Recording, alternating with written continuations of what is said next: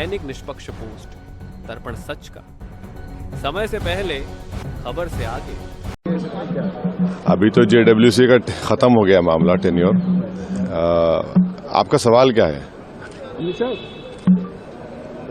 आपने कहा कि जेपीसी का जो रिपोर्ट है उसके अनुसार वक्त पर कंट्रोल होगा, लेकिन हम 1 इंच जमीन नहीं देंगे, चाहे दरगाह हो या मस्जिद। देखिए, जो फाइनल रिपोर्ट दी गई है और जो बीजेपी के एमपीज ने जो अमेंडमेंट्स दिए, जो उनकी न्यूमेरिकल स्ट्रेंथ के ऊपर उन्होंने उसको पास करवा लिया, और अपोजिशन ने जो अमेंडमेंट्स दिए उसको हम लोग पास नहीं करवा सके क्योंकि हमारे पास स्ट्रेंथ नहीं थी। सच्चाई ये है कि पहले तो आप ये जानिए कि वक्फ बोर्ड जो है वो मुसलमानों के उन प्रॉपर्टीज के लिए है जिसको हमारे बुजुर्गों ने दान दिया था, अपनी प्रॉपर्टी को दान दिया अल्लाह के नाम पर। उसमें मेंबर आप बना रहे हैं नॉन मुस्लिम को, नंबर 1, और उसमें नॉमिनेट करेंगे, इलेक्शन नहीं होगा अभी स्टेट वक्फ बोर्ड में। आप नॉमिनेट करेंगे तो उसमें मेजॉरिटी नॉन मुस्लिम मेंबर्स भी हो सकते हैं उसमें। सेंट्रल वक्फ काउंसिल में भी ऐसा ही होगा। दूसरी बात यह है कि limitation act Hindu endowment board पर, सिख के गुरुद्वारा के ऊपर, क्रिश्चियंस पर अप्लाई नहीं होता, तो वक्फ बोर्ड पर क्यों लिमिटेशन एक्ट अप्लाई करने जा रही है सरकार? तीसरा यह है कि कलेक्टर या उसके अबाव ऑफिसर्स को कोई पावर ही नहीं है, आप उनको पावर देकर एग्जीक्यूटिव कंट्रोल करना चाह रहे हैं। चौथी बात यह है कि वक्फ बाय यूजर, जो वक्फ बाय यूजर है जिसको बाबरी मस्जिद राम मंदिर में सुप्रीम कोर्ट ने अपहेल्ड किया, उसके पैराग्राफ्स लिखे उसके बारे में, उस जजमेंट के मुताबिक राम मंदिर बन गई, और उस जजमेंट में जो वक्फ बाय यूजर के बारे में सुप्रीम कोर्ट ने कहा है, सरकार उसके बरक्स, उसके ऑपोजिट काम कर रही है। ऐसे कई अमेंडमेंट जो सरकार पेश की और फिर इस जेडब्ल्यूसी में उसको बीजेपी के और उनके अलाइज ने पास किया, उससे वक्फ बोर्ड खत्म होकर रह जाएगा। ऑन पैरिटी, जब हिंदू एंडोमेंट बोर्ड्स में नॉन हिंदू नहीं बन सकता तो नॉन मुस्लिम कैसे बनेगा? यहां पर सिर्फ गुरुद्वारा प्रबंधक कमेटी में सिख ही बन सकता है, आप यहां पर क्यों बनाना चाह रहे? और एंक्रोचर्स को आप रिवॉर्ड कर रहे हैं लिमिटेशन एक्ट अप्लाई करके। ट्राइब्यूनल में आप क्या करने जा रहे हैं? तो ये तमाम चीजें, उससे एक ही मकसद है कि जितनी वक्फ प्रॉपर्टीज है सरकार उसको छीनना चाह रही है, जिसमें मस्जिद भी है, दरगाह भी है, खानखा भी है, कब्रिस्तान भी है। अब ये एक अमेंडमेंट जो इन्होंने अपनी स्ट्रेंथ पर पास करवा लिया, इस फाइनल रिपोर्ट में आप देखिए क्या कहते हैं, वक्फ बाय यूजर में अगर वो डिस्प्यूटेड प्रॉपर्टी होगी या गवर्नमेंट प्रॉपर्टी होगी तो वक्फ बाय यूजर नहीं होगा। मैं आपको एक एग्जांपल दे रहा हूं, सच्चर कमेटी जाकर पढ़िए, जिसमें सच्चर कमेटी ने कहा कि दिल्ली में 123 ऐसे प्रॉपर्टीज है जो सरकार के कब्जे में है। ने कहा वक्फ प्रॉपर्टी है सरकार के कब्जे में, उसकी 2008 में लागत 3000 करोड़ बताई गई। पार्लियामेंट के सामने की मस्जिद को गवर्नमेंट बोलती गवर्नमेंट की है, सामने है ना पार्लियामेंट सामने की, वहां के इमाम साहब एमपी हैं, उसका कोर्ट में केस चल रहा है, तो सरकार बोली हमारी प्रॉपर्टी हो गई। कैसे होगा बताइए आप? ये ऐसे कई एग्जाम्पल्स दे रहे हैं। आप इवैक्यू प्रॉपर्टी खत्म कर रहे हैं, इवैक्यू प्रॉपर्टी अलग है, इवैक्यू बाय वक्फ अलग है। पंजाब में हजारों एकड़ इवैक्यू प्रॉपर्टी जिससे रेवेन्यू आता है उसको खत्म कर रहे हैं आप, तो उससे फायदा किसको हो रहा है? सिर्फ नफरत की बुनियाद पर मुसलमानों की प्रॉपर्टीज को वक्फ की प्रॉपर्टीज छीनने के लिए। और एक बात समझिए, ये वक्फ की जो प्रॉपर्टीज है वो हमारे लिए एक वर्शिप है।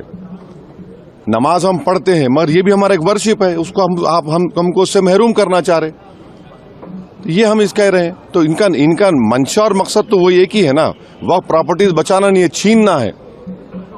सर वो कह रहे हैं कि मुसलमानों को भड़का रहे हैं और आप जगदम्बिका पाल जी ने कहा है कि जो चर्चा हुई उसमें आपने हिस्सा लिया, सभी लोगों ने हिस्सा लिया। तो क्या चर्चा? अरे चर्चा, इतना गलत काम जगदम्बिका पाल ने किया चेयरमैन, वो उनमें इतना पार्लियामेंट्री उनको रूल्स मालूम होना चाहिए। अगर मेरी रिपोर्ट दी गई थी उसके 9 पेजेस को और मुख्तलिफ 8 से 10 पैराग्राफ्स को उन्होंने ब्लैक कर दिया। और रूल पोजीशन ये है, हमने स्पीकर साहब लेटर भी लिखा, अगर आप किसी मेंबर के डाइसेंट रिपोर्ट को अगर आप उसको इंक्लूड नहीं कर रहे तो आप इन्फॉर्म करना चाहिए, मुझे बताना चाहिए। अब मिसाल के तौर पर ड्राफ्ट रिपोर्ट में पढ़िए आप, लिखा गया कि वो रेकमेंड कर रहे हैं रिपोर्ट में कि ट्राइबल लैंड को वक्फ डिक्लेयर करना नहीं चाहिए। लीगली एक मुसलमान ट्राइबल हो सकता है, और इस पार्लियामेंट में 10 मर्तबा के एमपी एक मुस्लिम ट्राइबल थे, सईद साहब लक्षद्वीप के। आप उनसे कहेंगे वक्फ मत करो, इसका असर क्या होगा लक्षद्वीप में? कितने ट्राइबल मुसलमान हैं? आप हम लिख के दिए कि ये लीगली रॉन्ग पोजीशन है आपका, आपने उसको ब्लैकआउट कर दिया। कई चीजें हम जो लिखी फैक्चुअल जो है उसको उसने ब्लैकआउट कर दिया, और इन्फॉर्म तक नहीं किया हमको। ऐसे कई अपोजिशन मेंबर्स की रिपोर्ट को बैकआउट कर दिया उन्होंने। तो ये मनमानी क्यों उन्होंने उसमें ना? तो देखिए 391 का रूल है, डायरेक्शन 91 भी मानते हैं, मगर आपको तो रीजन बताना चाहिए। फैक्चुअल को आप चीजों को आप उसको ब्लैक कर देते हैं। आपका डिसेंट नोट कितना पेज का था? डिसेंट नोट तो हमारा बहुत लंबा था, जिसमें से कई फैक्चुअल जो चीजें थी, इसको चेयरमैन साहब ने अपने पावर्स का very narrow and parochial interpretation लेके ब्लैकआउट कर दिया उसको। फिर हम लेटर लिखे स्पीकर साहब को, अपील किए उनको डायरेक्शन 91(2) में कि सर इसको आप इंक्लूड करिए, इसमें देखिए आप सच्चाई है इसमें पूरा, इसमें कोई गलती नहीं है। अब स्पीकर साहब के पास है वो।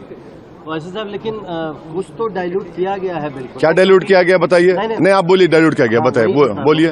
वक्फ बाय यूजर वाले हम तो आपको एग्जाम्पल दे रहे हैं ना भैया। आप कह रहे हैं डिस्प्यूट हो गया गवर्नमेंट प्रॉपर्टी की, डिस्प्यूट के मानी आपने लिखे उसमें, डिस्प्यूट कुछ भी हो जाएगा। अच्छा, और एक उसमें बिल में क्या है कि आप वक्फ के मुतवल्ली हैं, मैं जाकर कलेक्टर को बोलता हूं कि भाई ये इनकी प्रॉपर्टी वक्फ की नहीं है, और कलेक्टर जब इंक्वायरी ऑर्डर कर देगा तो जब तक वो वक्फ की प्रॉपर्टी नहीं रहेगी ना उसमें टाइम पीरियड है। अब कलेक्टर इंक्वायरी ले गया, मेरी वक्फ प्रॉपर्टी खत्म हो गई, इंक्वायरी का टाइम लिमिट नहीं है। और कलेक्टर कौन होता है? कलेक्टर गवर्नमेंट अपॉइंट करती नहीं करती, तो ये सेपरेशन ऑफ पावर्स का वायलेशन भी है। कहां से होगा बताइए? यही तो हम बता रहे हैं भाई, ऑन पैरिटी आप इसको क्यों देखिए ना, हिंदू एंडोमेंट बोर्ड्स में, सिखों के गुरुद्वारा में, क्रिश्चियंस में, ये सब चीजें हैं क्या? आप वहां करने वाले हैं क्या? अच्छा, वक्फ फंड आता था 7%, उसको आपने कम कर दिया 5%, और अमेंडमेंट क्या किया? What ever the number government sacrifice है और कम हो जाएगा। अब कैसे चलेगा वक्फ बोर्ड? फिर इसके बाद भी अगर ये सरकार तो बिल लाने का प्लान करिए, अगर बिल आएगा तो फिर आप लोग क्या करेंगे? बिल आएगा तो हम जो करना है करेंगे, क्या बात है सर? पाल साहब कह रहे हैं और जो एनडीए के अलाइज हैं उनको सोचना चाहिए। हमेशा पॉलिटिकल एनिमो नहीं होता ना। सर, आप मुसलमानों को भड़का रहे हैं, ये जगदम्बिका पाल कह रहे हैं, क्योंकि आप मेंबर थे जेपीसी के।